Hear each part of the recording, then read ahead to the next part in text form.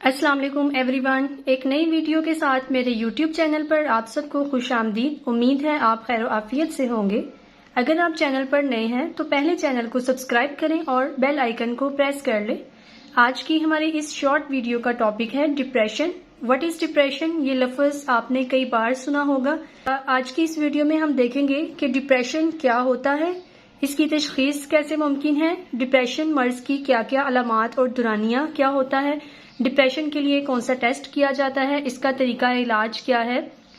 अगर हम डिप्रेशन को इंतहाई आसान और सादा अल्फाज में बयान करते हैं तो डिप्रेशन यानी जहनी दबाव एक ऐसी खतरनाक और खामोश कैफियत है जो मुतासिरा शख्स को आहिस्ता आहिस्ता अपने शिकंजे में जकड़ती है और मायूसी की सीढ़ियां चढ़ाकर मौत की वादी में धकेल देती है। डिप्रेशन यानी जहनी दबाव एक ऐसी खामोश और ख़तरनाक कैफियत है जो किसी भी शख्स को मायूसी की सीढ़ियां चढ़ाकर यानी इंसान को मायूसी ना उम्मीदी जिंदगी से बेजारी की तरफ ले जाकर अक्सर औकात खुदकुशी करने पर मजबूर कर देती है या फिर मौत की वादी में धकेल देती है।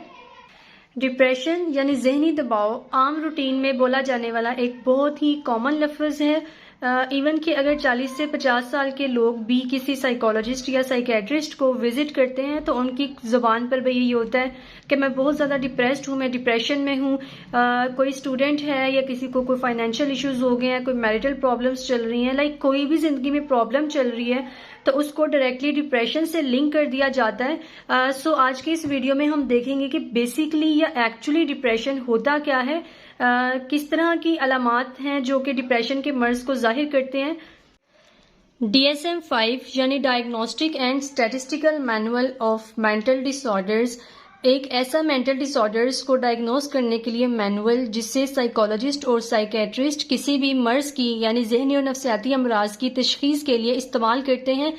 DSM-5 जिसमें मुख्तलिफ साइकोलॉजिकल डिसऑर्डर्स के बारे में बताया गया है।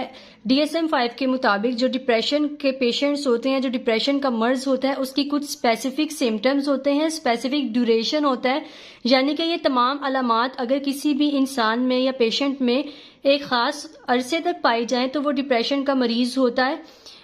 DSM-5 के मुताबिक डिप्रेशन की अलामात में डिप्रेस्ड मूड, उदासी और परेशानी का रहना, यानी कि कोई भी शख्स अगर डिप्रेशन का शिकार है तो उसका मूड बहुत ज़्यादा डिप्रेस्ड रहता है। Sadness, helplessness, hopelessness, worthlessness etcetera, यानी कि ज़िंदगी से नाउमीदी, मायूसी, बेजारी, आवाजारी, उदासी, परेशानी, बेचैनी, मतलब कि जो भी मूड होता है वो बहुत ज़्यादा डिप्रेस्ड होता है। डिप्रेशन के मरीज का इंसोम्निया एंड हाइपरसोम्निया यानी कि नींद का मसला रहना, बहुत ज़्यादा नींद का ख़राब हो जाना, सोते रहना या आंख ना लगना, आंख का बार बार खुलना, नींद ख़राब होना, लो एपिटाइट, भूख का मसला, यानी कि जो डिप्रेशन के मरीज़ होते हैं उनकी एपिटाइट यानी भूख बहुत ज़्यादा ख़राब हो जाती है, भूख का बहुत कम लगना या बहुत ज़्यादा खाना, लैक ऑफ कंसंट्रेशन, ध्यान ना रहना, तवज्जो ना देना। जो डिप्रेशन के मरीज होते हैं अगर वो कोई भी एक्टिविटी परफॉर्म कर रहे होते हैं तो वो lack of concentration, lack of attention के साथ होते हैं, यानी वो बिल्कुल भी अपने उस काम के ऊपर तवज्जो नहीं दे पा रहे होते और वो जो अपना प्रेजेंट मोमेंट है उसके ऊपर बिल्कुल फोकस नहीं करते हैं। फिटीग या मसल टेंशन, थकावट या फिर पट्टों में खिंचाव वगैरह, जो डिप्रेशन के मरीज होते हैं वो कंप्लेन करते हैं कि हमारे पट्टों में बहुत ज़्यादा खिंचाव होता है, थकावट रहती है। ये सब सिम्टम्स वो हैं जो DSM-5 के मुताबिक हैं। पास्ट रिग्रेट्स यानी कि माजी के पछतावे, जो डिप्रेशन का मरीज होता है वो अपने पास्ट में रह रहा होता है जिसकी वजह से उसका प्रेजेंट और फ्यूचर दोनों डिस्टर्ब हो रहे होते हैं। क्राइंग स्पेल्स, बहुत ज़्यादा रोना, जो डिप्रेशन के मरीज होते हैं उनको रोना बहुत ज़्यादा आता है, बात बात पे रोना, छोटी छोटी बातों पे परेशान हो जाना, सुसाइडल आइडिएशंस, खुदकुशी के ख्यालात, ये डिप्रेशन के एक बहुत मेजर सिम्टम्स हैं। सिम्टम्स में से एक है यानी कि जो डिप्रेशन का मरीज होता है जो पर्टिकुलर एक फेज से गुजर होता है उसको सुसाइडल आइडिएशंस यानी खुदकुशी के ख्यालात, अपनी ज़िंदगी को ख़त्म कर लेने के ख्यालात भी आते हैं। और अक्सर औकात अगर डिप्रेशन को टाइमली डायग्नोस ना किया जाए, ट्रीट ना किया जाए तो एक इंसान या मरीज जिसको खुदकुशी के ख्यालात आ रहे होते हैं वो उसको अटेम्प्ट भी कर लेता है, यानी कि इस तरह डिप्रेशन जो है वो इंसान को मायूसी, नाउमीदी की तरफ ले जाकर, माजी के पछतावों में ले जाकर बहुत ज़्यादा रोना, उदासी, परेशानी रहना, नींद का मसला, भूख का मसला, इसके अलावा पट्टों में खिंचाव, जिस्म में दर्द और फिर खुदकुशी के ख्यालात। इसी तरह इंसान पूरी सिम्टम्स पे से गुजरता हुआ एक स्टेज आती है कि वो डेथ की तरफ चला जाता है या फिर खुदकुशी को अटेम्प्ट कर लेता है। जितने भी साइकोलॉजिकल डिसऑर्डर्स हैं like depression, anxiety, stress, OCD, panic disorder, schizophrenia etcetera, उन सब की एक स्पेसिफिक ड्यूरेशन होती है कि अगर ये तमाम अलामात इतने अरसे तक किसी इंसान में मौजूद रहें तो वो डिप्रेशन का या फिर किसी भी पर्टिकुलर डिसऑर्डर का पेशेंट बन जाता है।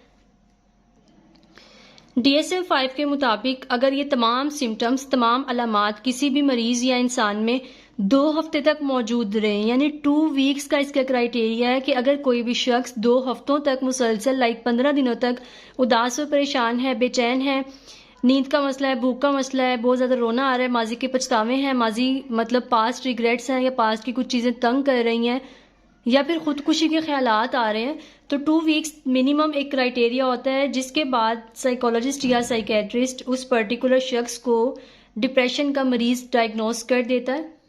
अब यहाँ पर सवाल ये पैदा होता है कि डिप्रेशन को मैयर करने के लिए या फिर इसकी तशखीस के लिए कौन सा टेस्ट किया जाता है या किस तरह से किया जाता है। जनाब, जैसे जिस्मानी मर्ज का शिकार लोग लाइक अगर किसी को जिगर, गुर्दों, मैदे वगैरह का मसला है तो उसके लिए कुछ लैब टेस्ट वगैरह कराए जाते हैं। बिल्कुल इसी तरह अगर डिप्रेशन का मरीज किसी भी साइकेट्रिस्ट या साइकोलॉजिस्ट को विजिट करता है तो उसके कुछ मेडिकल लैब्स भी करवाए जा सकते हैं, लाइक उसकी कुछ बॉडीली चेंजिंग्स या फिर बायोलॉजिकल चीज़ों को देखने के लिए। इसके अलावा 2 बहुत ही कॉमन टेस्ट यूज किए जाते हैं। वन इज BDI यानी back depression inventory, second one is HAM-D Hamilton depression scale for depression.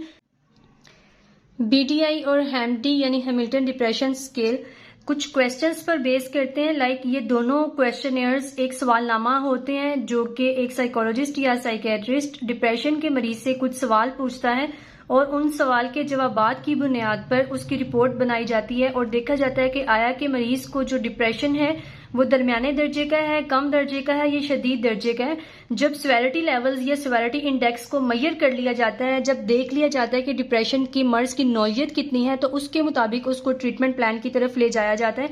अगर सीवियर डिप्रेसिव डिसऑर्डर के साथ कोई भी पेशेंट है या मेजर डिप्रेसिव डिसऑर्डर के साथ कोई भी पेशेंट है, मीन्स के उसको खुदकुशी के ख्यालात आ रहे हैं, जिंदगी से बहुत ही ज्यादा नाउमीदी, उदासी, परेशानी, मायूसी वगैरह फील कर रहा है कोई भी पेशेंट, तो उसको डायरेक्टली और इमीडिएटली मेडिसिन की तरफ प्रेस्क्राइब कर दिया जाता है, मेडिसिन की तरफ रेफर कर दिया जाता है। इसी तरह एक डिप्रेशन के मरीज को साथ में साइकोथेरेपी की भी जरूरत रहती है। डिप्रेशन के मरीज को ट्रीट करने के लिए साइकोथेरेपी और मेडिसिन दोनों इस्तेमाल की जाती हैं। साइकोथेरेपी जो कि एक साइकोलॉजिस्ट की तरफ से ट्रीटमेंट या मैनेजमेंट प्लान होता है फॉर डिप्रेसिव पेशेंट्स। इसी तरह से मेडिसिन जो कि एक psychiatrist, MBBS doctor, specialized doctor prescribe कर सकता है। आज की इस मालूमाती वीडियो को अगर हम समराइज करते हैं यानी समरी ऑफ द टॉपिक को अगर डिस्कस करते हैं शॉर्टली, तो हमने डिप्रेशन की सबसे पहले डेफिनेशन देखी है कि डिप्रेशन एक ऐसी खामोश और खतरनाक कैफियत है जो किसी भी इंसान को खुदकुशी या फिर मौत की तरफ लेकर जाती है।